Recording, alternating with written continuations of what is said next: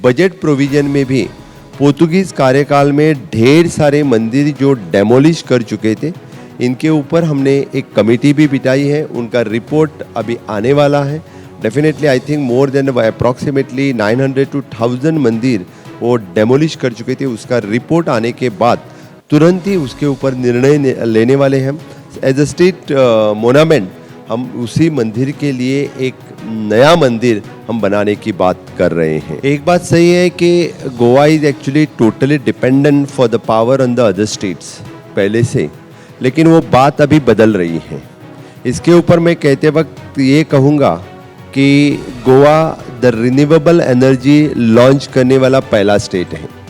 Now already we have declared the solar energy plan within a year we are converting into our capital city जो है वो हम solar city में Panjim convert कर रहे हैं। 15 अगस्त 2024 तक हमारी कैपिटल सिटी सोलर पे रहेगी।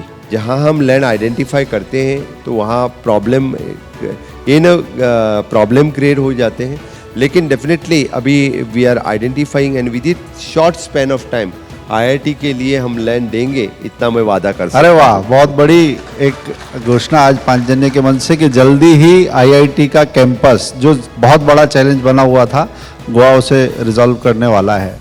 स्वागत है आपका प्रमोद जी, और आप अपने जिस व्यस्त कार्यक्रम में से समय निकाल कर आए हैं, मतलब हमारे साथियों को शायद अंदाज़ा नहीं होगा, पहले मध्य प्रदेश, फिर सुबह दिल्ली की बैठकें और शाम को अभी संगठन की समन्वय की बैठकें होनी है। उसके बीच में से ये समय हमने थोड़ा सा चुराया है, और वो इसलिए भी है कि पांचजन्य के जो कार्यक्रमों को जो रिस्पांस मिला गोवा में पिछले साल हुए, उसमें एक गोवा के बारे में, शेष भारत में जो उसकी एक छवि है, उसके बारे में समझ बढ़ाने की एक बहुत आवश्यकता मुझे लगती है।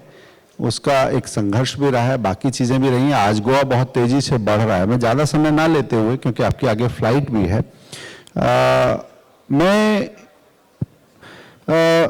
आज मैं करीब 30 साल पहले गोवा गया था, बीच में जाता रहा, मगर 30 साल पहले मैं थोड़ा टिका था वहाँ पर, और अब जब गया मैं पिछले साल, तो मूलभूत अंतर जो देखा, वहाँ की सड़कों के बारे में देखा। आज गोवा की सड़कों की स्थिति काफ़ी सुधरी है। लोग वहाँ की मस्ती और पार्टी की बात करते हैं, मैं सड़कों की बात कर रहा हूँ। तो ये स्थिति इतनी जल्दी आपने कैसे हासिल की? सबसे पहले मैं पांचजन्य का बहुत बहुत धन्यवाद व्यक्त करता हूँ। और पांचजन्य ने जो गोवा के ऊपर एक डेवलपमेंटल फिल्म जो बनाई है, निश्चित रूप से मैंने वो फिल्म देखी है, और मैं तो ये कहूँगा कि सबको मेरे जाने के बाद वो फिल्म दिखाए, चाहे गोवा की एक्चुअल इमेज भी लोगों को पता चले। हाँ, वो गोवा का संघर्ष जो हुआ था, कहाँ से निकल कर आज ये गोवा आया है, उस संघर्ष पे फिल्म है। हम इसके बाद हमने वो सीक्वेंस किया है।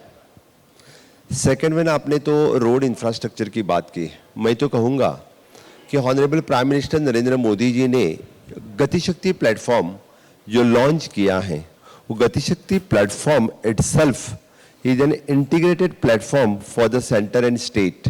उसी गतिशक्ति के अंतर्गत हम सब जो इंफ्रास्ट्रक्चर रेडी कर रहे हैं, not only the road, bridge connectivity, education, sewerage, hospital, tourism, इस सभी के तहत एक्चुअल में प्लान करना और इम्प्लीमेंट करने के लिए हम काम कर रहे हैं। और निश्चित रूप से यानी with the help of double engine सरकार से हमने road connectivity with the bridge connectivity from the north to south approximately national average से हम बहुत ही आगे हैं। और इसीलिए तो we have spend more than 22,000 crores of rupees the government of India with the National Highway Authority has funded, which is an दो unique project, which is an एक तो Atal Setu which is the third bridge on Mandvi आपने देखा है, और second which is then 2,150 crores of rupees का जुआरी cable stayed bridge, India में द सेकेंड ब्रिज, और उसमें रिवॉल्विंग रेस्टोरेंट होने के बाद तो आप सभी ने वहाँ पे देखने जैसा ब्रिज रहेगा। इंडिया में इस तरह का ब्रिज और कौन सा भी नहीं रहेगा, इतना मैं दावे के साथ कह सकता हूँ।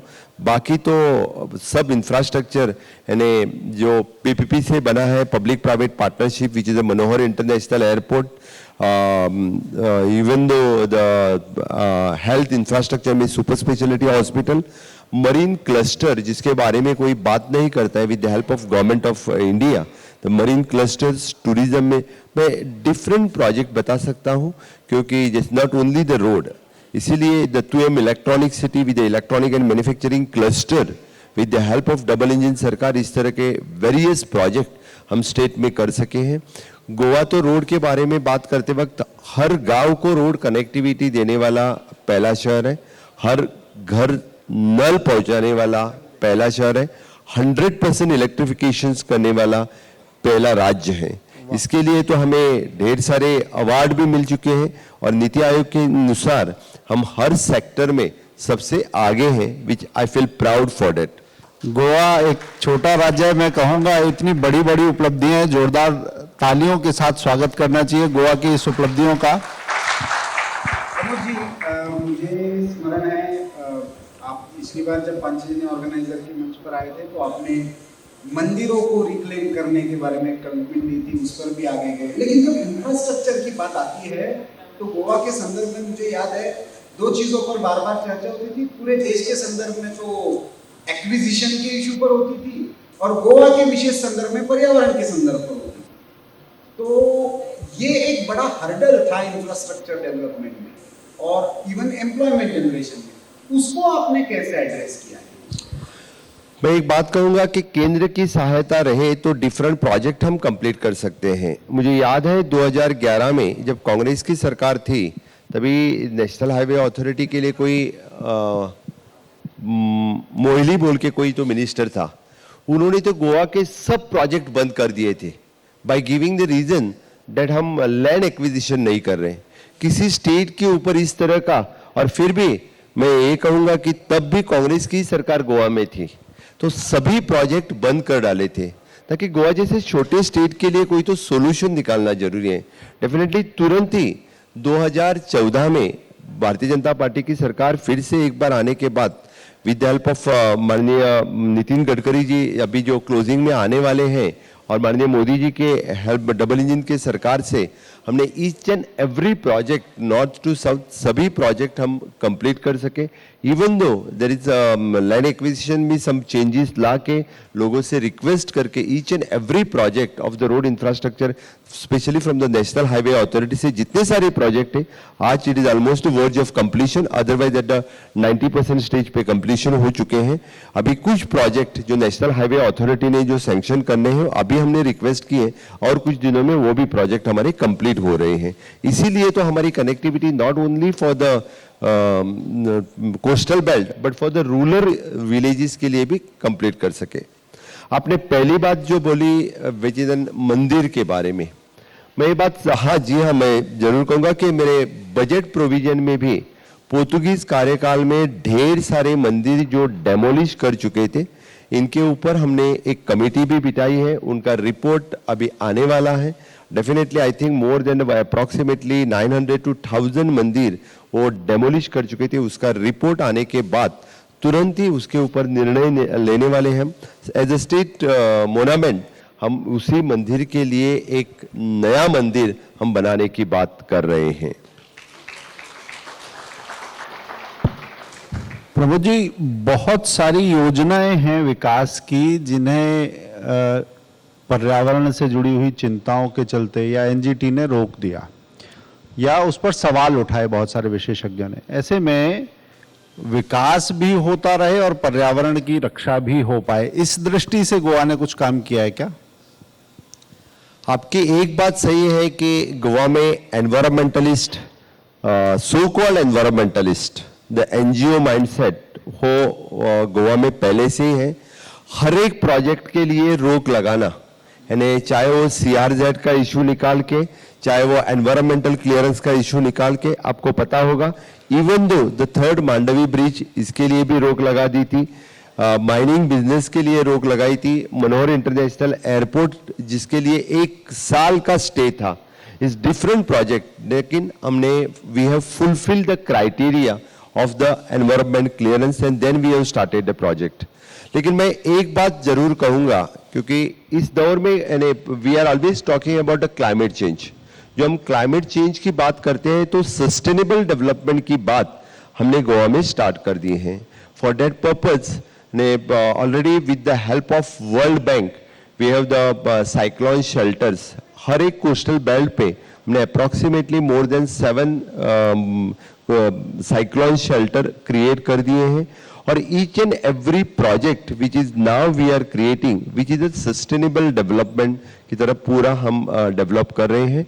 इनके लिए जो पूरा इंफ्रास्ट्रक्चर जो ईच एंड एवरी क्रिएट करें, किस तरह से आगे इन फ्यूचर जिस क्लाइमेट चेंज में अफेक्ट में हो, इसकी चिंता हम कर रहे हैं। प्रमोद जी, गोवा जैसे स्टेट के लिए और एक जो बड़ी समस्या है वो बिजली को लेकर है। गोवा एक ऐसा राज्य है जो अपनी बिजली कंजम्पशन के लिए, पावर कंजम्पशन के लिए दूसरे स्टेट्स पर डिपेंड है। How are you managing this scenario? और ये जो नेशनल ग्रिड वाला कंसेप्ट है उसने कितना हेल्प किया है गोवा? एक बात सही है कि Goa is actually totally dependent for the power on the other states पहले से, लेकिन वो बात अभी बदल रही है। इसके ऊपर मैं कहते वक्त ये कहूँगा कि Goa the renewable energy launch करने वाला पहला स्टेट है। Now already we have declared the solar energy plan. Within a year we are converting into our capital city जो है वो हम सोलर सिटी में पेंजिम कन्वर्ट कर रहे हैं। 15 अगस्त 2024 तक हमारी कैपिटल सिटी सोलर पे रहेगी। मैं दावे के साथ कहता हूं कि वेस्ट टू एनर्जी हम बात नहीं करते। आप चाहे तो हमारा सॉलिड वेस्ट मैनेजमेंट प्लांट जाके देख सकते हैं, विच इज द प्लांट के लिए जो एनर्जी चाहिए, पावर चाहिए, which itself generated through that plant itself for self sustain हुआ है, और the 40% of the energy we are again giving on the grid that is there। even though now वहां पे जो additional gas generate हो रही है, to convert that gas into the CBG we have the additional infrastructure where we are creating। now there is another plant is also there, solid waste management plant in the South Goa district। again that plant with also the self sustain through the waste to power। इसीलिए हम जो बाकी जो waste to energy, waste to इसकी जो बात करें उसी तरह नहीं है। वी आर टोटली 2050 तक आगे आने वाले सभी power purchase agreement we are converting into the renewable energies, इधर in the integrated from solar, otherwise hybrid form में सोलर हो, विंड हो। Even we have sign the agreement with the SGVN।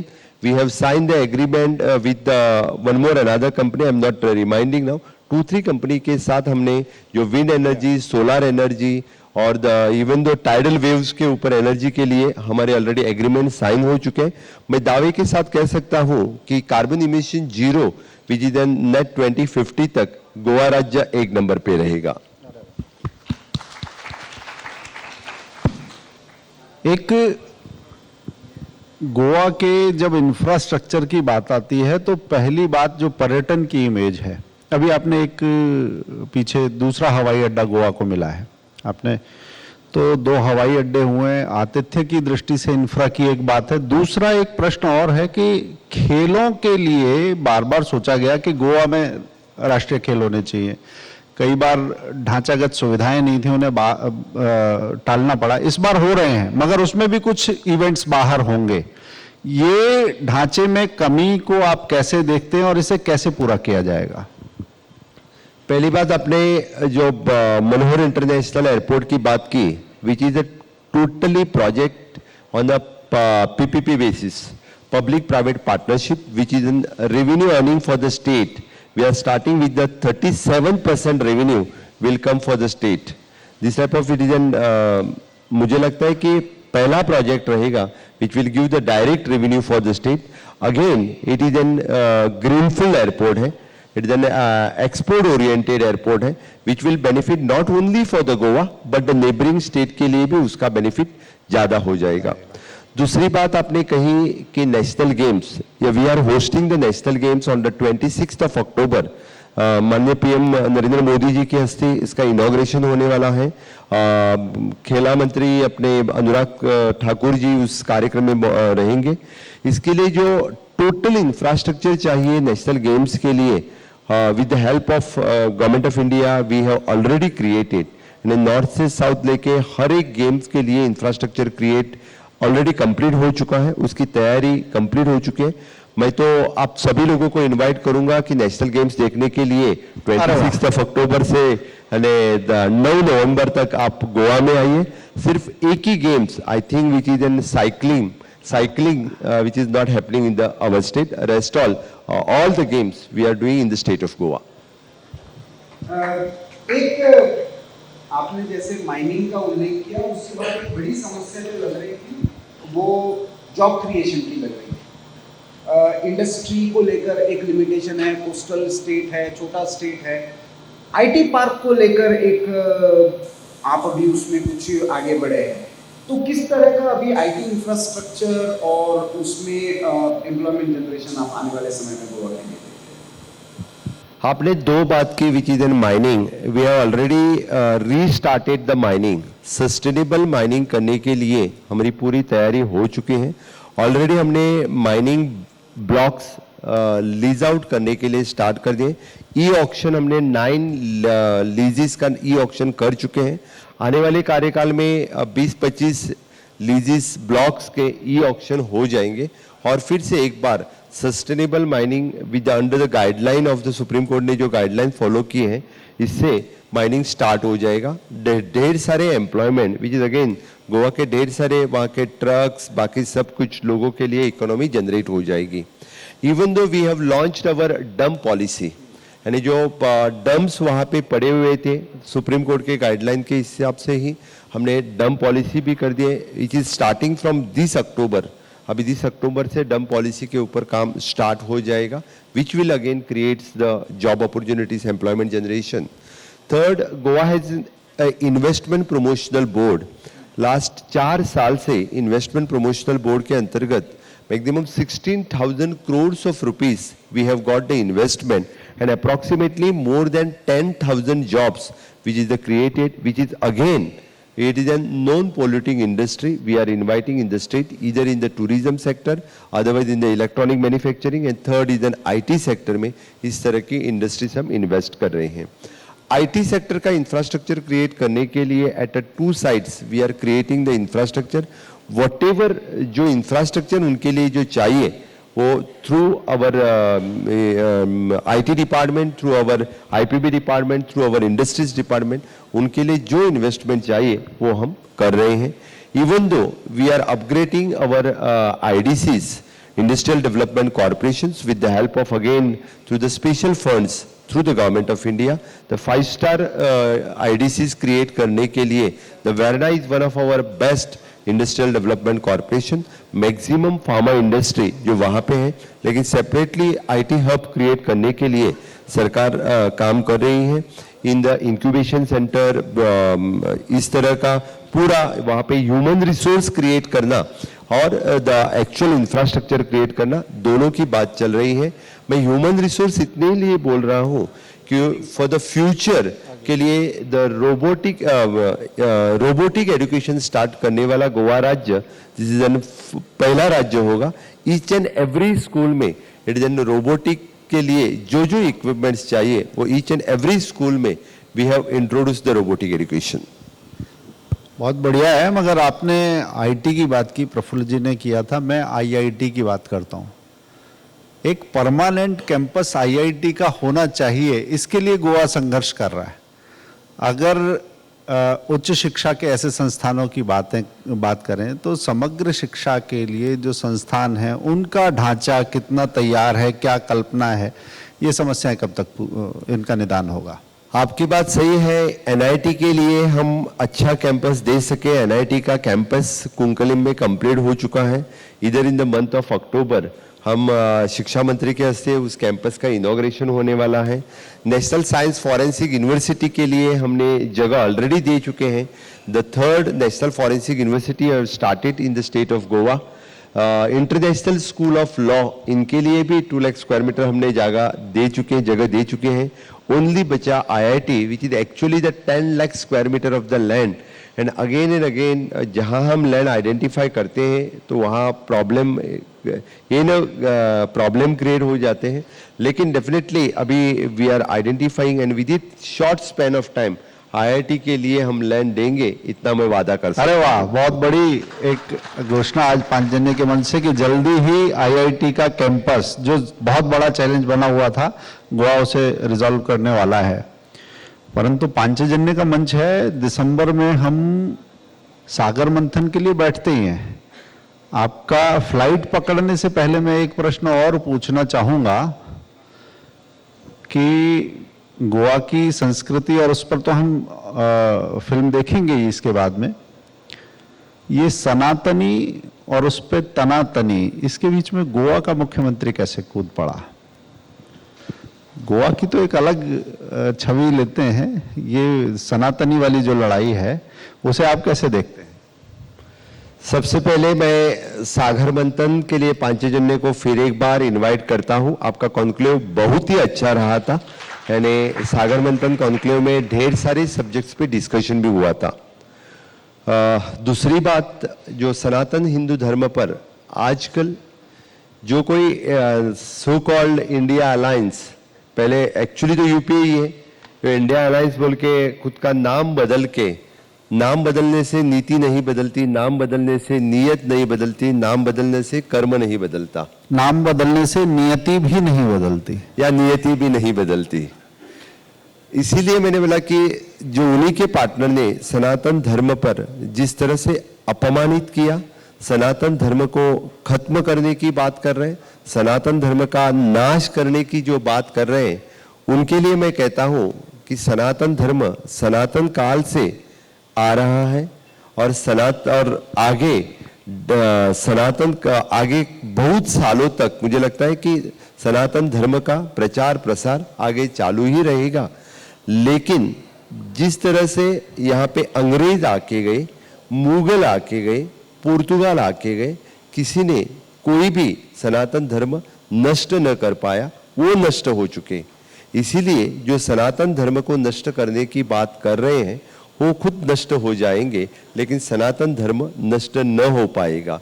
सनातन धर्म ने किसी दूसरे धर्म का अनादर नहीं किया है, दूसरे धर्म को ऊपर से रिस्पेक्ट किया है और हमेशा के लिए सबको साथ लेके चलने की बात कही। इतना मैं जरूर कहूंगा, पूरे हिस्ट्री निकाल के देखे तो हर वक्त दूसरे धर्म को यानी खुद के साथ हो या खुद उनका रिस्पेक्ट हो, वही सनातन धर्म में जो शिक्षा दी है, इतना मैं जरूर कहूंगा।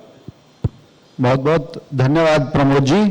और सनातन का उद्घोष गौ की भूमि से, गौ के नाम पर ही गोवा का नाम था, और गोकर्ण की उस भूमि से अगर सनातन का उद्घोष होता तो मुझे लगता है संस्कृति का उद्घोष बिल्कुल सही समय पर सही जगह से है।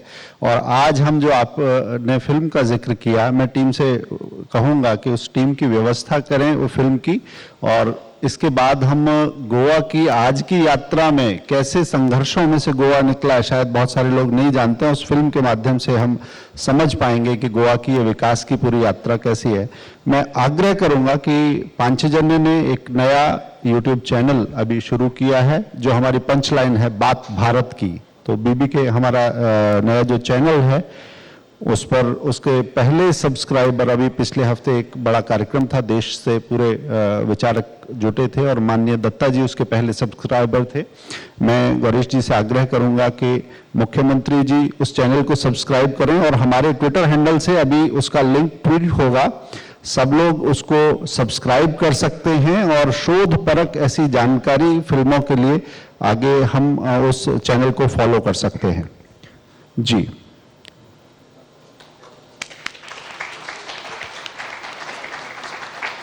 मैं आपका विदा लेने से पहले गौ माता का उल्लेख निकला है। गोवा प्रदेश को गोमंतक प्रदेश के नाम से भी जाना जाता था, और गोवा में सिर्फ पुर्तगालों का ही इतिहास नहीं है, उससे पहले कदम काल, छत्रपति शिवाजी महाराज, इससे कितने सारे जिन्होंने गोवा का कल्चर बढ़ाया, गोवा का इतिहास लिखा, इनका भी उल्लेख होना बहुत ही जरूरी है। और निश्चित रूप से मैं मिरामार पे परशुराम की मूर्ति हमने बनाई है।